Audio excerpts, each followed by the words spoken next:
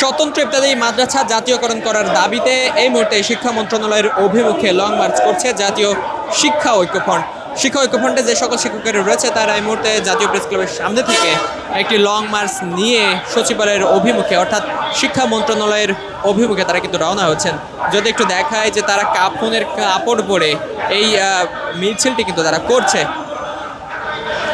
এবং নিজেদের দাবির পক্ষে বিভিন্ন ধরনের স্লোগান তারা দিচ্ছে। তারা যেমনটি বলছে বেশ দীর্ঘদিন যাবতই তারা তাদের এই দাবির পক্ষে বিভিন্ন ধরনের আন্দোলন সংগ্রাম কিন্তু করে আসছিল, তবে কোনোভাবেই তাদের এই দাবি এখনো পর্যন্ত বাস্তবায়ন হয়নি। এবং আরেকটা বিষয় 2025 সালের 28 জানুয়ারি সরকারের নির্দেশে এই শিক্ষা মন্ত্রণালয় কিন্তু ঘোষণা করেছিল যে ইবতেদায়ী মাদ্রাসার শিক্ষা প্রতিষ্ঠান জাতীয়করণ করা হবে এবং সেই দাবিতেই এবং সেই ঘোষণার এখনো পর্যন্ত বাস্তবায়ন কিন্তু হয়নি। এবং তারই ধারাবাহিকতা এই মুহূর্তে দেখছেন যে জাতীয় প্রেস ক্লাবের সামনে থেকে একটি বিক্ষোভ মিছিল নিয়ে অর্থাৎ লং মার্চ নিয়ে তারা সচিবালয়ের অভিমুখে রওনা হয়েছেন।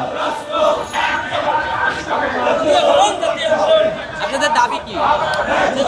আপনারা জানেন বাংলাদেশ সরকার বিশেষ করে প্রয়াত আমাদের মেজর জিয়াউর রহমান তিনি এক অর্ডিন্যান্সের মাধ্যমে প্রাথমিক স্কুল এবং ইবতেদায়ী মাদ্রাসাকে স্বীকৃতি দিয়েছিলেন, কিন্তু আজ অবধি আমাদেরকে জাতীয়করণ বা এমপিওকরণ করা হয় নাই।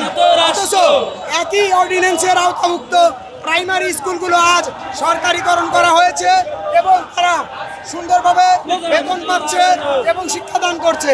আমরাও একই অর্ডিন্যান্সের অন্তর্ভুক্ত, একই অধ্যাদেশে আমরা প্রাইমারি স্কুলের মতোই বাংলা ইংরেজি গণিত পড়াই, সেই সাথে আমরা কোরআন হাদিস পড়াই এবং ইলমে ফিকা শিক্ষা দেই। অথচ রাষ্ট্র আমাদেরকে দিয়ে এই এলমে দিন শিখাইয়ে নিচ্ছে এবং জেনারেল লাইনের বইগুলো পড়িয়ে নিচ্ছে, অথচ আমাদেরকে কোনো বেতন দিচ্ছে না। রাষ্ট্র বারবার আমাদেরকে বেতন দেওয়ার প্রতিশ্রুতি দিয়েছে, তারপরেও রাষ্ট্র কথা দিয়ে কথা রাখেনি।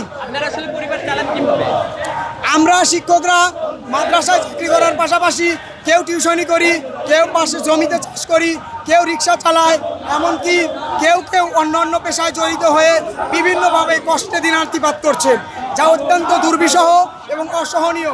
আমাদের জীবন আজ এক যন্ত্রণার চরম সীমায় পৌঁছে গেছে বলেই আমরা আজ কাফনের কাপড় পরে আজকে আমরা মাঠে নামতে বাধ্য হয়েছি। আপনারা জানেন সাংবাদিক ভাইরা যে আমাদের ইবতেদায়ী মাদ্রাসার শিক্ষকরা বহুদিন ধরে আন্দোলন করে আসছে যে যেহেতু সরকার বই দিচ্ছে, কারিকুলাম আছে, সমস্ত কিছু দিচ্ছে সরকার, অতএব এই সরকার আমাদেরকে যেহেতু বই পুস্তক এবং রেজিস্ট্রেশন সকল কিছু দিয়েছে এবং আমরা তার তথ্য অনুযায়ী সরকারের নিয়ম মেনে আমরা শিক্ষাদান করছি, নবায়ন করছি, তাহলে আমাদের বেতন কেন দেওয়া হবে না? সরকারও বেতন দেওয়ার জন্য বারবার বলে, প্রত্যাশা দিয়ে তারা কথা দিয়ে কথা রাখেনি, বিদায় আমরা আজ রাজপথে নামতে বাধ্য হয়েছি।